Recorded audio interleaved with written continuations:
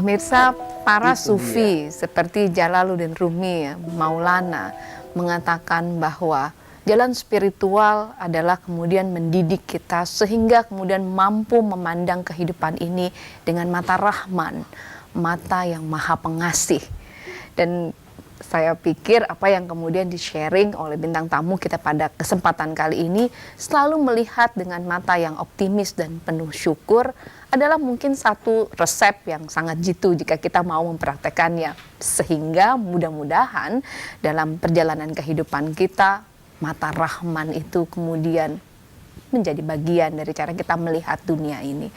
Mbak Amber, kalau boleh nih ya tanya nih, besok ada nggak harapan atau apa yang ingin dilakukan? Oh, saya ingin begini, yang ingin dilakukan di masa yang akan datang.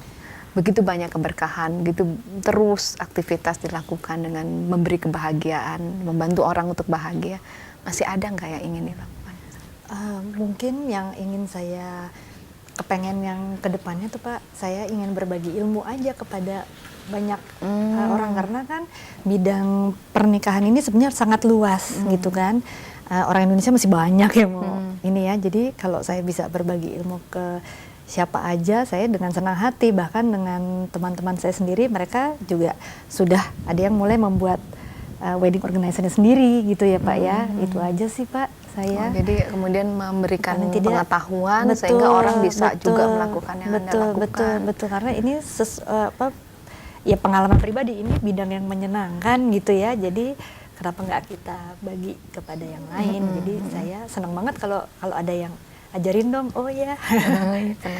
Ini Pak Asep kan biasanya para urafa selalu mengatakan ya, kita itu sebetulnya perjalanan spiritual yang kemudian yang tinggi adalah kemudian ketika kita mau kembali kepada sesama manusia dan berbagi gitu. Benar nggak gitu? Iya. Ya. Jadi ketika kita melakukan sesuatu, berinteraksi, berhubungan dengan banyak pihak, tapi perspektif kita dibatasi hanya soal kebendaan, maka sesungguhnya terjadi kerugian. Pertama, dia sudah mengeluarkan tenaga yang sama, tapi hasilnya hanya soal perut dan apa yang keluar dari perut. Tuh. Kemudian yang kedua, kalau orang orientasinya hanya soal perut dan apa yang si perut, maka nilainya tidak lebih dari si perut itu. Maka tentu semakin terhalang untuk meraih keterbukaan, untuk meraih hubungan yang personal dengan Allah.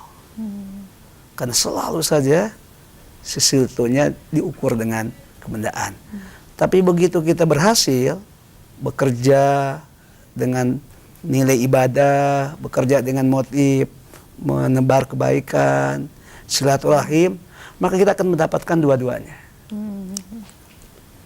Kebendaannya, materinya akan kita dapatkan. Bahkan Allah memberikan kelipatan. Kelipatannya dengan terbuka pintu-pintu rezekinya. Melalui Pintu-pintu jalur kebahagiaan silaturahminya. Tetapi pada waktu yang sama, dia sudah berhasil mengambil jarak dengan egonya. Mengambil jarak dengan lingkungan kebendaannya. Sehingga saat itu punya peluang cukup besar untuk membangun Rabbaniyah tadi. Memandang sesuatu dari perspektif Allah sebagai Rabb. Oh, ini adalah berkah dari Allah, inilah kasih sayang Allah, ini kebaikan dari Allah. Bahkan ketika sakit pun bukan dipandang sebagai cobaan, tapi penyakit itu dipandang sebagai Allah menghendaki sesuatu untuk kebaikan saya. Bisa istirahat, bisa merasakan timbal balik dalam relasi dengan orang-orang yang di sekitar. Bahkan selebihnya, sakit yang kemudian disikapi dengan sabar dan ikhtiar itu cara untuk penghapusan dari dosa-dosa. Jadi bermakna dan untung. Itulah pemirsa, beberapa kali kemudian jika boleh saya mengatakan dalam satu kata yang singkat, dari begitu banyak pengalaman para bintang-bintang tamu saya yang luar biasa. Biasanya kemudian mereka mengatakan kadang-kadang kita lupa apa yang kita pinta, dan ketika Allah memberikan kemudian yang pertama kita surprise atau shock dulu gitu ya. Dalam doa-doa kita sering kali kita berdoa, ya Allah kumpulkanlah aku dan suamiku dan anak-anakku dalam cinta kasih-Mu, dan kumpulkanlah kami dunia akhirat dalam kebahagiaan. Maka kemudian yang terjadi dalam kemudian, apakah itu sakit, apakah itu kemudian dalam cobaan, kita sering lupa itu adalah tangan Allah yang membantu memberikan apa yang kita pinta. Mbak Ambar, apakah merasa bahwa hidup dalam kelimpahan? Iya sih kalau tadi ceritain. Seneng aja sih ya Pak ya, kelimpahan Barokah. barokah ya Pak, Barokah. berarti itu ya namanya ya Pak ya. Iya. Iya, ya gitu ya Mbak ya. Maksudnya menjalaninya seneng, anak-anak sehat, sekolahnya benar, suami aman-aman Aman aja, aja. orang tua saya juga masih sehat. Aman mana? Maksudnya apa? Dan ini Masih di jalan yang lurus Pak maksudnya. Dan ini mungkin mudah-mudahan nanti akan terwujud ya, yang akan membuka sekolah untuk para orang-orang Ya. yang kemudian berminat begitu ya Pak Asep ya. Amin, amin, amin, Ya. amin. Pak Asep ada 1-2 kata untuk pemirsa sebelum Iya, kita hemat close? saya pengalaman Mbak Ambar ini sebetulnya adalah satu pelajaran yang sangat berharga buat kita, bahwa bekerja dengan hati bukan sesuatu yang mahal, tapi sesuatu yang murah, siapa saja bisa mengerjakan, tetapi keuntungannya luar biasa, Luar biasa. dunia akhirat. Iya, ya, bisa terlihat ya. Jadi kebahagiaan itu kita nggak bisa pura-pura bahagia ya, Mbak Ambar. Pemirsa, alhamdulillah, dan mudah-mudahan ini bekerja dengan hati. Bagaimana kemudian pesan yang disampaikan oleh Mbak Ambar memberikan kita cermin untuk menata kembali kehidupan kita di dalam ridho Allah. Pemirsa, saksikan terus Belajar Islam karena di sini kami akan menemani perjalanan Anda ya. Dan yang tayang setiap hari jam 8 sampai jam 9 malam hanya di MNC Muslim Channel 92.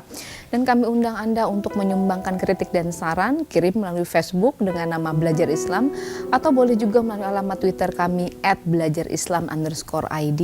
Saya Zubaida Yusuf mewakili semua kru yang bertugas mengucapkan terima kasih banyak atas kebersamaan Anda bersama kami, dan tentunya juga ribuan terima kasih untuk bintang tamu saya ya Mbak Ambar, terima kasih banyak, dan juga Pak Asep Usman Ismail yang selalu menemani kita dalam serial Turning Point. Assalamualaikum warahmatullahi wabarakatuh. Waalaikumsalam.